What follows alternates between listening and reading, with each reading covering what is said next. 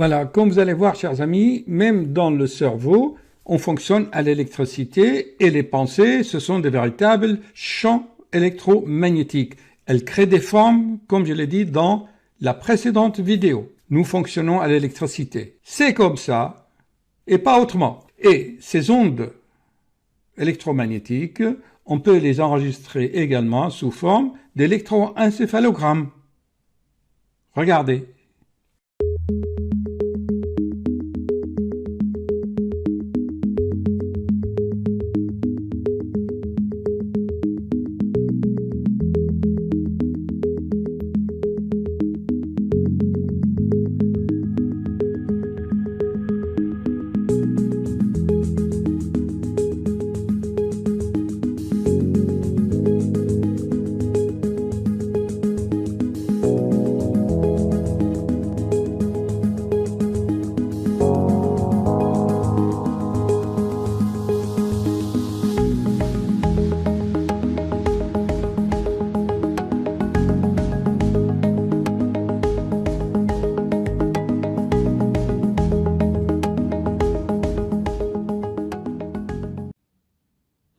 Chers amis, bonjour. Comme vous avez vu dans le générique, notre cerveau est envahi par des microchamps magnétiques. J'avais souvent fait des vidéos en expliquant que ces champs magnétiques, ces courants électroniques peuvent être de deux sources, soit de l'intérieur, soit de l'extérieur. Et de l'intérieur même de votre corps, il y a encore deux sources. Tout cela est bien expliqué. Je vais vous le dire comment distinguer la genèse des pensées dans le cerveau. Comme vous voyez, il y en a beaucoup qui écrivent là-dessus. Mais en fait, j'ai bien étudié tout ce qu'ils disent. Mais le problème, c'est qu'ils ne s'observent pas eux-mêmes. Contemple et vois les pensées qui t'envahissent. Je n'ai vu nulle part quelqu'un qui se regarde lui-même et réfléchit par lui-même. Observe-toi, tu as des pensées. Mais en fait, regarde bien. Est-ce que c'est vraiment des pensées ou c'est des images qui reviennent sans cesse, comme le ressasse de la mer sur les plages? Les vagues viennent et reviennent, s'en vont, c'est le ressasse. Ce qui est en surface et la profondeur, lui, il est stable. C'est ce qui est au bord de la plage, sur la plage, que tu vois le ressasse, ou les ressasses, je ne sais pas comment ça se dit en français. Il y en a qui appellent ça rumination. Ils ruminent, comme les moutons, les vaches, une fois qu'ils ont brouté, ils s'assoient. Je disais donc, comme les vaches dans les prés, observe bien, il faut que tu ailles à la campagne et observer tout cela. Tu sais que les vaches, ils ont des facultés d'intelligence extraordinaires. Les vaches sont très curieuses. Si tu vas dans une ferme à la campagne, tu vas voir que les vaches femelles, pas les taureaux, ils viennent vers toi et elles regardent même ton smartphone quand tu les filmes. Ils adorent se regarder dans les écrans. Alors que lui, le taureau, c'est un testostérone pur, il fonce. Alors les vaches, une fois qu'ils ont brouté, ils s'assoient dans le pré et volontairement, ils remontent ce qu'ils ont brouté, ils le remontent dans leur bouche et ils commencent à mastiquer pour le saliver, pour le digérer. Et les pensées aussi, c'est la même chose. Alors, je disais bien, observe-toi si c'est vraiment des pensées ou des images qui reviennent. Il y a plusieurs sortes de ces images. D'abord, tu as vécu un événement traumatisant avec une très grande charge émotionnelle. Tu as vu ton enfant tomber et tu vas culpabiliser comme il dit. Ah, did I cause it? Est-ce que c'est moi qui a causé cela? Est-ce qu'il va mourir? Est-ce qu'il va garder des cicatrices? Donc tu vas ruminer ces pensées que tu vas remonter à la surface et ce qu'on appelle les pensées obsessionnelles. Moi, je ne pense pas que c'est des pensées, c'est plutôt des images de ton événement traumatisant. Alors, il y en a qui vont te proposer des méthodes, des techniques. C'est sûr que les psychologues vont te faire prendre conscience de l'événement de choc et les mécanismes de tout cela. Il te faut de l'aide. Mais comment? Alors, il y en a qui vont dire, oui, mais tu dois penser positif. Ça veut dire que tu dois remplacer les pensées négatives par des pensées positives. Moi, je respecte, mais ces choses-là, c'est certainement des gens qui n'ont pas observé leur cerveau, le mécanisme de fonctionnement de leur cerveau par eux-mêmes, par la contemplation. Tu observes. Qui c'est qui pense? Et qui c'est qui observe les pensées? Voilà ce que j'explique dans mes livres. On appelle ça la bioméditation par l'observation intelligente sur le processus de vivant. Tu observes tout cela. Et tu vas voir, tu vas par toi-même ce que je viens de dire. Alors, je t'explique. Moi, Attends, mais avant ça, regarde. Je vais agrandir ça, voilà, et je vais le mettre au centre. Tu vois bien comment on fonctionne. Tu as ici le processus interne, c'est ce que ton cerveau, ça tourne, les scénarios imaginaires. Tes états internes, c'est tes émotions. Et en fait, tu vas voir que c'est souvent les émotions de peur, d'angoisse, qui vont enclencher des pensées. Quand tu as peur, ben, tu vas créer des scénarios imaginaires. Oh là là! Et si une voiture me heurte dans la rue quand je traverse ou sur le trottoir, il y a un trottinette qui va me frapper, ça arrive tous les jours qu'il y a des trottinettes électriques, paf! Eh ben, ils font tomber des personnes avec des traumatismes. Tu vas voir aussi, c'est quand tu te comportes, quand tu es en action. Et c'est là où j'explique, tu vois, que dans la tête, nous avons deux vélos, un dans les jambes et un dans le cerveau. Quand celui du cerveau tourne, eh bien, il faut que tu fasses travailler l'autre vélo dans tes jambes. C'est-à-dire que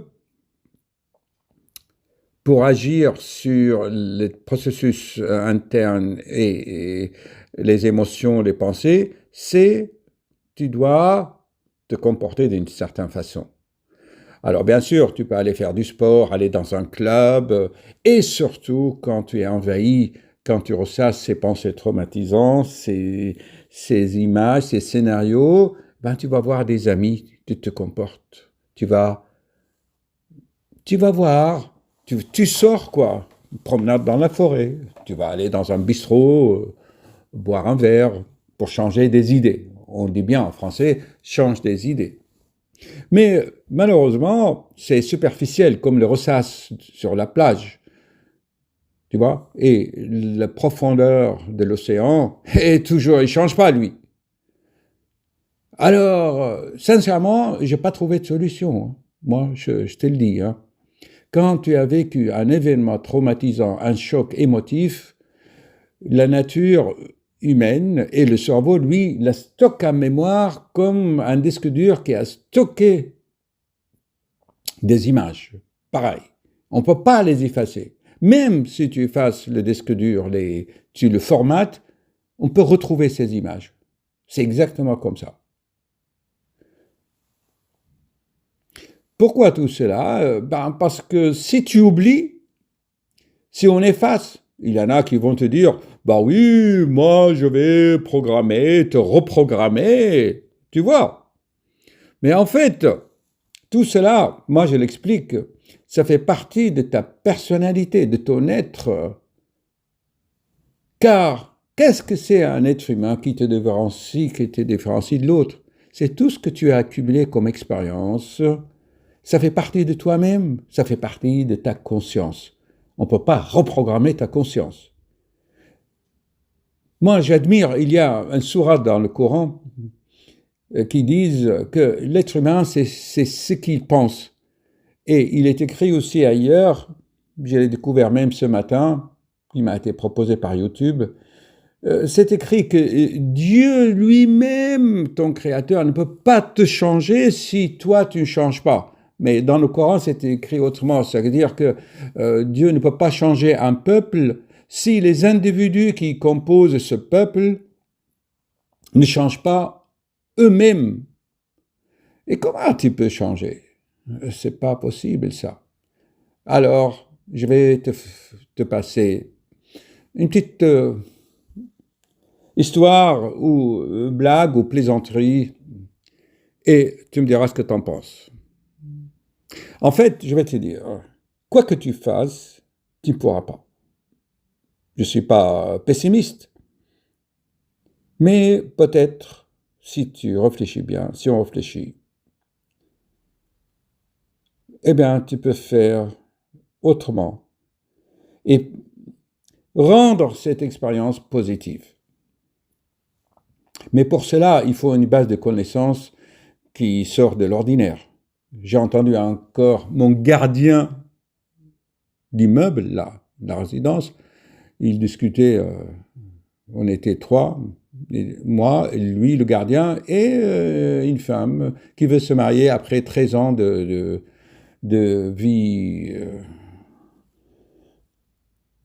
vie maritale, comme on dit, mais cette fois-ci, elle veut se marier, sous contrat et tout. Alors le gardien lui dit, on ne vit qu'une fois. Ben, c'est sûr, pour les gens qui regardent la vie superficiellement, on ne vit qu'une fois. Mais en fait, on vit plusieurs fois. Et l'autre, la dame, dit, oui, mais on ne choisit pas son lieu de naissance, ses parents. On est né comme ça parce que nos parents, il y a un rapport. Ils se sont aimés et nous, on est là, qu'est-ce qu'on fait? Mais non, ça, tout cela, c'est l'ignorance. En fait, on ne vit pas qu'une fois. Et c'est nous qui choisissons notre famille.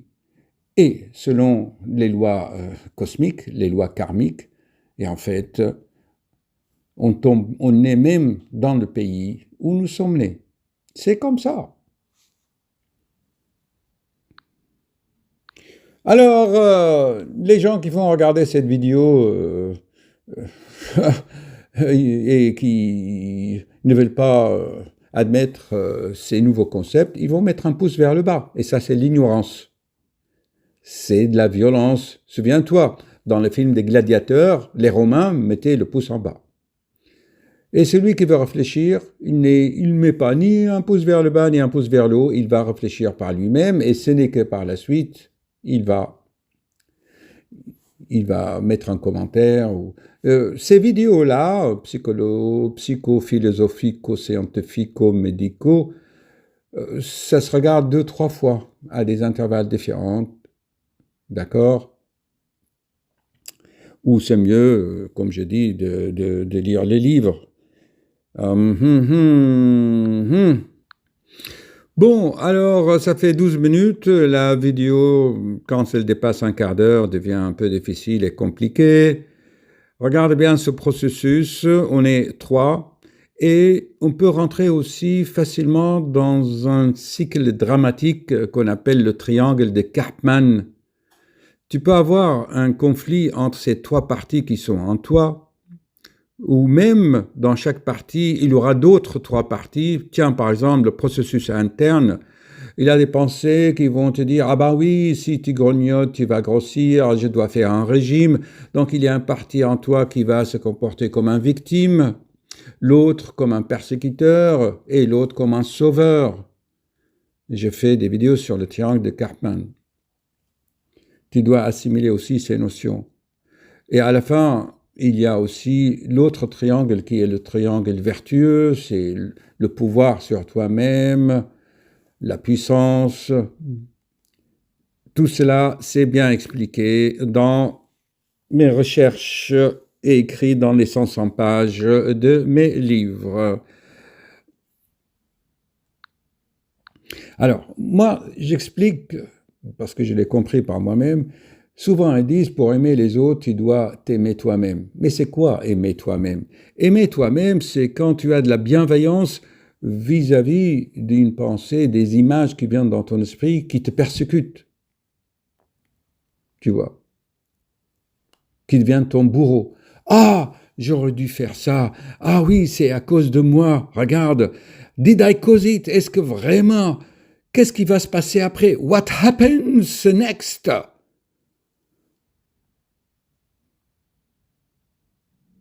Médite là-dessus. Aimer soi-même, c'est ne pas être son propre persécuteur et ni ton propre sauveur, tu vois. Et surtout, dans le triangle de Carpan, il te dit, ne te victimise pas. Hier encore, la semaine dernière, j'ai vu une dame, professeure en physique quantique, qui est venue à mon cabinet parce que des amis aux États-Unis, en Californie, lui ont dit « Ah bon, tiens, va voir, le docteur, il a créé un livre. » Elle est venue m'acheter le livre dans mon cabinet. Tu vois, enfin, je ne fais pas la pub, mais je tiens à signaler que mon livre se vend mieux au Canada, aux États-Unis qu'en France, hein, avec des Français qui habitent là-bas. On n'est jamais prophète dans son pays. Alors, elle est venue en victime. Ah, notre directeur de recherche ne veut pas qu'on fasse ça et tout. Elle n'a fait que se plaindre en tant que victime et j'ai bien vu que son bourreau était son directeur de recherche. Tu vois? Et elle est venue me voir en cherchant un sauveur. Moi, je l'ai remise devant ses responsabilités selon le triangle vertueux. J'ai renversé le triangle de Karpman par le triangle vertueux. Je te mettrai des liens pour cela. Écoute, moi, j'ai expliqué les mécanismes, d'accord? Et j'ai bien dit dans ma vidéo d'hier sur ma chaîne Félix de Graal 4 que le cerveau actuel de l'être humain n'est pas normal. Moi, je parle déjà de moi-même. Hein. Une minute, regarde. Je te l'avais expliqué hier. Hein. Tu vois ce cerveau-là, par rapport au cervelet. Le rapport, la proportion, c'est énorme. Énorme. Et en fait, le cerveau actuel et l'humanité actuelle, selon la révélation du message de Graal, n'est pas normal, car l'être humain, depuis des milliers d'années, ne fait que saccager la planète, car il a développé le mental et a refoulé le petit cerveau là que tu vois en rouge. Alors, que faire? Eh bien, c'est les lois de la vie qui vont le faire, pas ni toi ni moi. Parce qu'actuellement, il y a des enfants en Californie et en Australie qui naissent déjà avec un cervelet plus développé. Et on leur dit qu'ils sont hypersensibles, hyperactifs, qu'ils sont autistes. Mais non, ça, nous vivons une phase de transition. Seulement, pour ceux qui, comme toi et moi, il nous faut un miracle, hein. Il nous faut l'illumination mystique. Voilà. Et peut-être développer ce cervelet par les arts, la musique, les sports de précision, les arts martiaux, à la rigueur. Ok, je ne donne pas de solution, je ne donne que des pistes de réflexion. Je ne prétends pas te donner des solutions, je le répète, hein, parce que sinon, ça va être dogmatique, ça va être de la prêche, et ça ce n'est pas durable. Moi, je suis honnête. Je ne fais pas de vidéo pour gagner ou faire de la pub, non plus mes livres. Je donne des pistes de réflexion et c'est à toi de faire le miracle de ta vie. Ah, qu'est-ce qui s'est passé là? Ça ne tourne plus. Tu vois, c'est à toi de trouver une solution. Le hasard a voulu un jour que je retourne dans une ville où j'ai été cardiologue réanimateur il y a maintenant presque 30 ans. Je suis retourné dans cette même clinique et je suis passé devant la villa juste à côté où la clinique me logeait. J'en parle dans mes livres et dans mes vidéos. Et je regardais ce passé il y a 30 ans et mon état présent. J'ai contemplé le balcon. Je dis, franchement, je suis un héros. Je suis l'héros de ma vie. Je suis le champion, le lauréat de ma vie. Je me souviens, il y a 30 ans, j'étais là. Et regardez-moi maintenant. Donc, c'est ça l'amour de soi. C'est-à-dire, tu t'estimes toi-même. Tu ne vas pas te rabaisser. Tu ne vas pas te culpabiliser. Tu dis, je suis le héros de ma vie. J'ai combattu, j'ai triomphé. Et quand j'étais étudiant dans ma chambre de bonne au 7e étage, dans les grands immeubles parisiens du 16e, 7e, au 7e arrondissement, là où il y a les Invalides, le tombeau de Napoléon, j'avais ma chambre de bonne il y a 40 ans là-bas. Et quand j'étais ma chambre de bonne, je la louais bien sûr, j'ai dit, je vais tout faire pour qu'un jour, moi-même, je serai propriétaire et je louerai à des étudiants. Tu comprends ? Eh bien, 40 ans après, effectivement, je suis devenu même propriétaire et je loue à des jeunes. Je vais vous dire, chers amis, tiens, le prix normal d'un studio dans la région parisienne, c'est 650 €. Eh bien, moi, je dis à l'agence qui gère mes appartements, je dis, si c'est un jeune qui commence dans la vie, tu lui fais 20% de moins de prix de marché. Juste ce qu'il faut pour que je paye les prêts bancaires, les charges de copropriété et les dépenses. Voilà la vie, comment il te récompense. Voilà, c'est les lois cosmiques. Tu récoltes toujours ce que tu as semé en pensée, en acte et en parole. Haut les cœurs à mettre en pratique.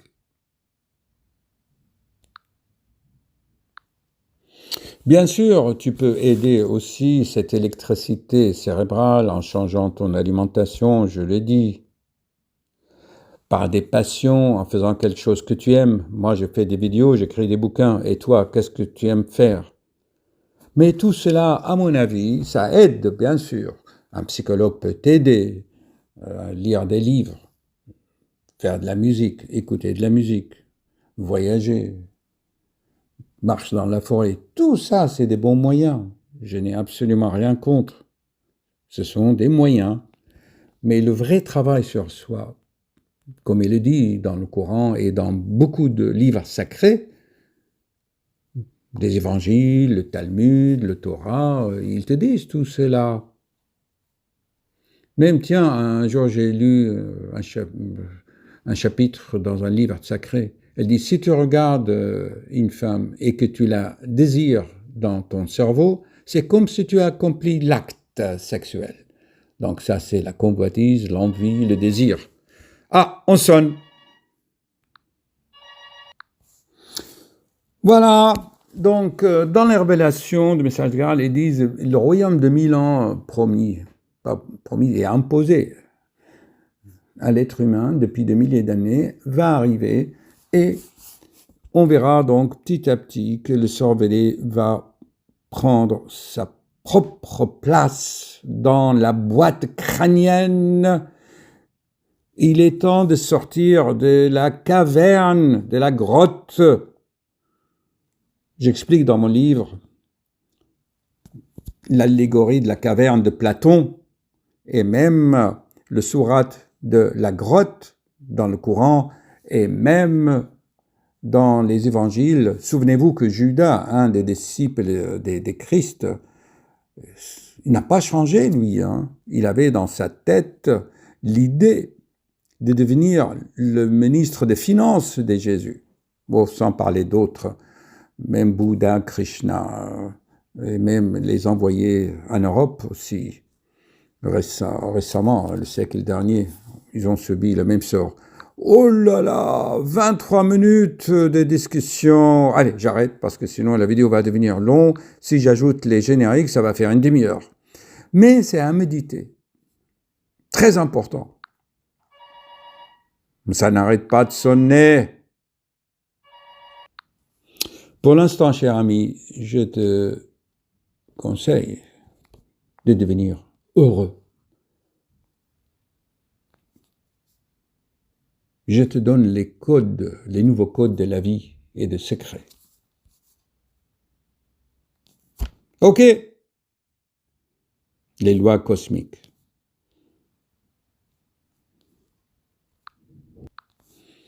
Je veux plus voir ça comme affaire. À méditer.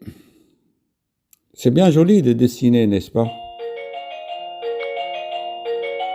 Un jour, vous aurez l'illumination.